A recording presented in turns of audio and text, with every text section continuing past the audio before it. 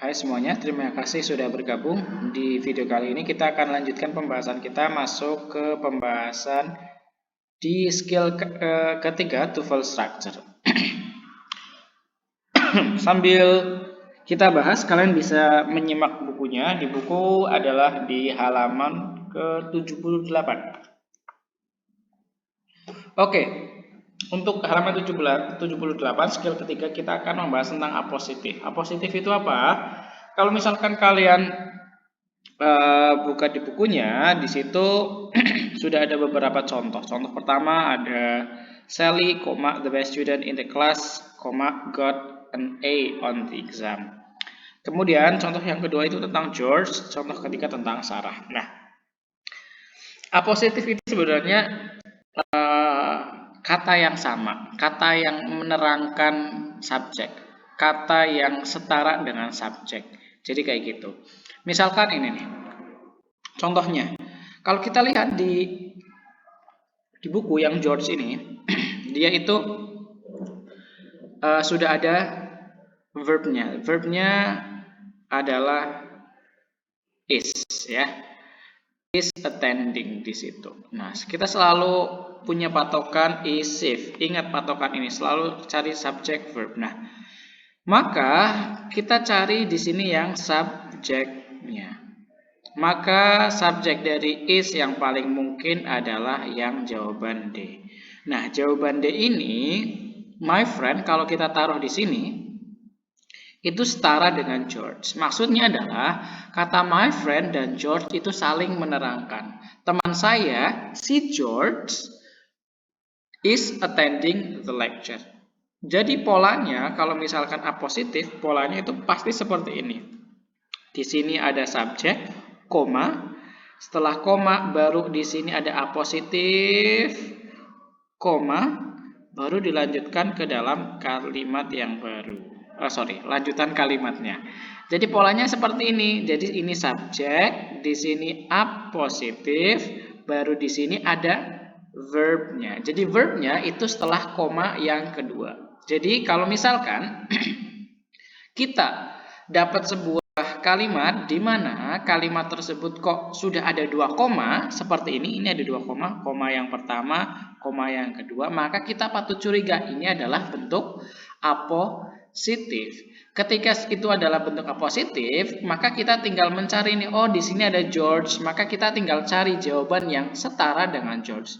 Nggak mungkin George itu adalah right now. Nggak mungkin George itu setara dengan happily, apalagi because of the time. Maka jawabannya adalah my friend. Karena George di sini itu menerangkan my friend dan my friend itu juga menerangkan George. My friend-nya siapa? Si George. Si George itu setara dengan apa? Dengan my friend. Karena di sini adalah subjek, otomatis George itu juga maknanya sama seperti subjek. Jadi saling menerangkan. Kita lihat pola seperti ini dulu ya. Pola yang kedua, apositif itu bisa seperti yang di bawah. Subjek verbnya mana? Subjek verbnya adalah Sarah subjek, Miss adalah verb. Loh, sudah ketemu one subject, one verb. Maka kalau seperti ini, kok di belakang subjek sebelum subjek ada koma, maka kita patut waspada bahwa ini adalah bentuk apositif. Jadi bentuk apositif yang pertama ini yang seperti ini. Ini pertama, ini bentuk yang kedua. Bentuknya gimana? Patternnya seperti ini. Titik, koma, baru diikuti seperti ini. Nah, maka kalau pola seperti ini berarti di sini adalah apositif, di sini subjek, di sini verbnya. Kalau kita lihat maka di sini kelihatan ada subjek, ada verb, maka di sini adalah apositif. Kita cari kata lain yang menerangkan si Sarah. Kira-kira siapa nih? Apa nih? Pilihan yang mana? A, B, C, D. Kalau kita lihat pilihan ganda, jawaban yang paling benar menurut buku itu adalah yang bisa menerangkan Sarah adalah yang mana nih? Kita tinggal coret-coret. Yang tidak ada verbnya. Maka yang A.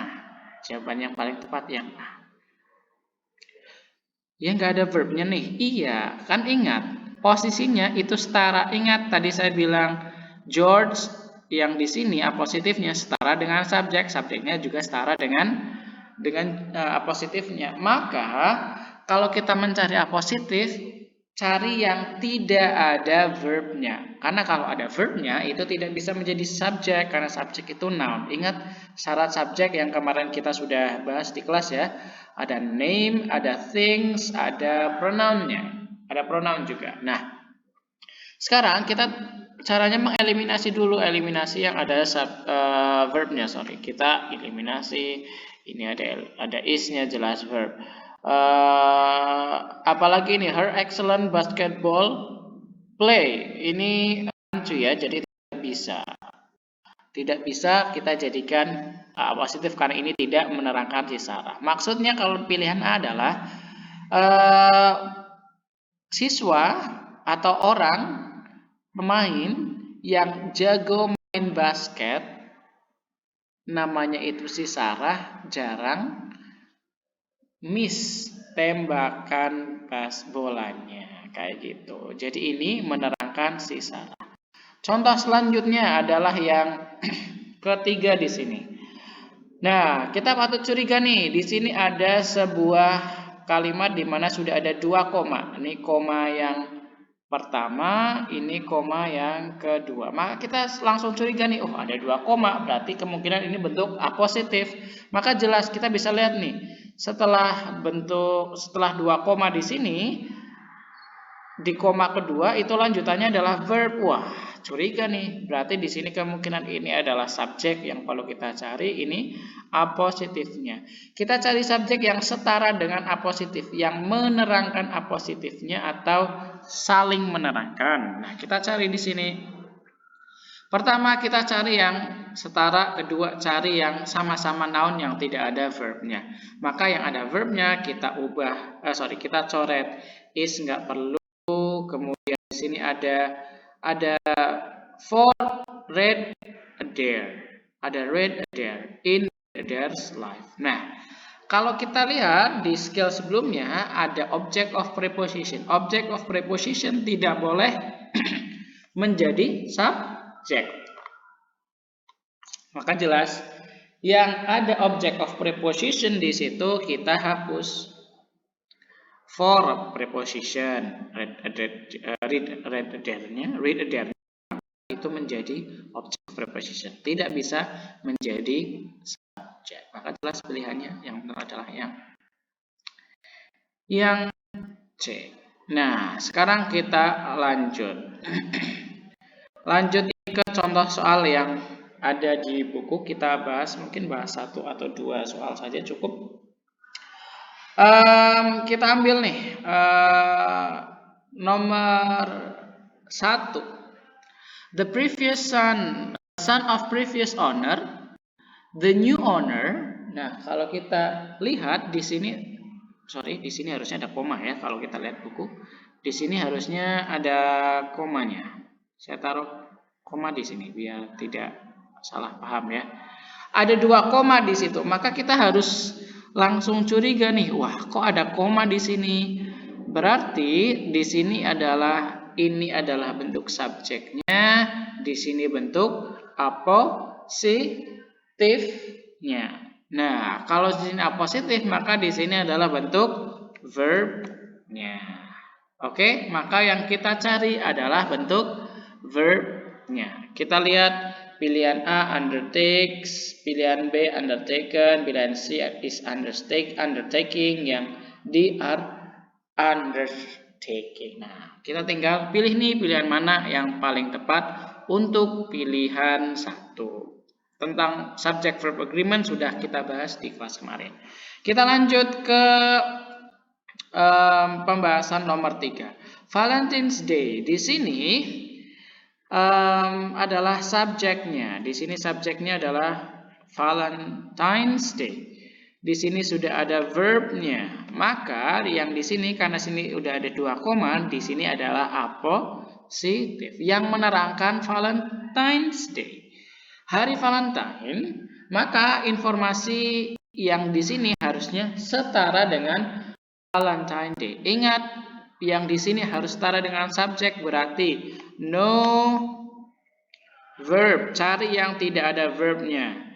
Yang kedua, no preposition, yang tidak menjadi object of preposition. Kita berarti cara mencarinya, kalau di situ ada pilihan A, B, C, D. Ada February 14, in February 14, of February 14, from February 14. Tidak ada yang ada verbnya, tapi ada prepositionnya, maka jelas kita harus mengikuti pola ini. No verb, no preposition. Tidak ada verb, tidak ada preposition. Jadi tidak boleh diawali preposition di sini dan tidak boleh mengandung verb di sini. Oke, jadi pilih yang tidak diawali dengan preposition karena subjek tidak boleh diawali preposition dan harus setara dengan apositif.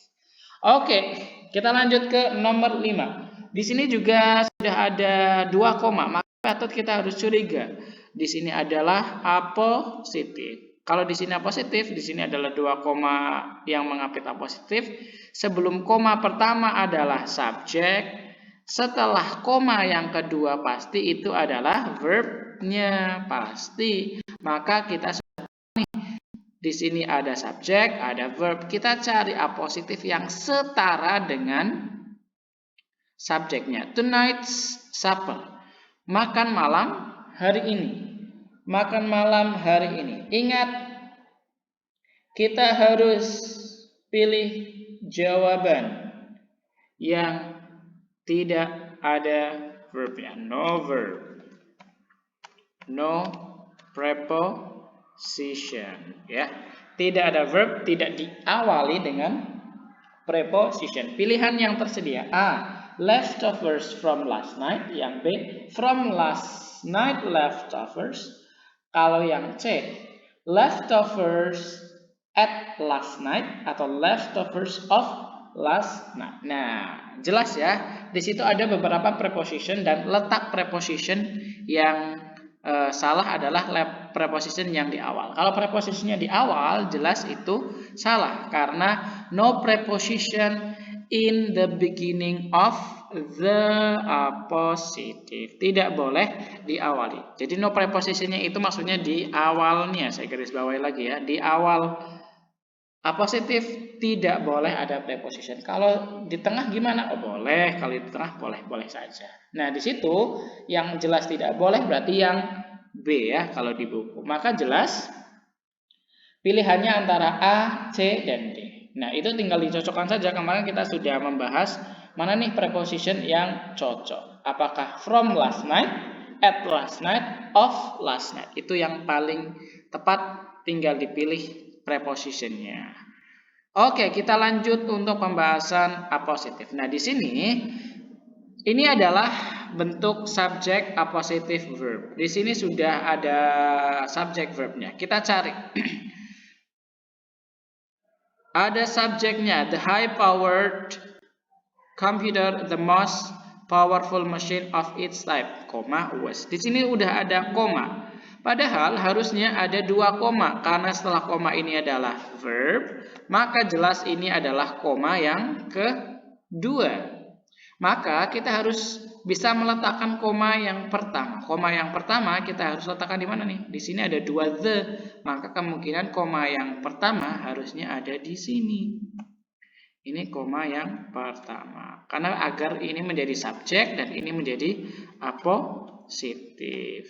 The high-powered computer, koma, maksudnya adalah the most powerful machine of its types. Itu apositifnya. Was finally ready for use. Oke, jadi silahkan bisa dikerjakan di buku langsung untuk aktivitas skill ketiga.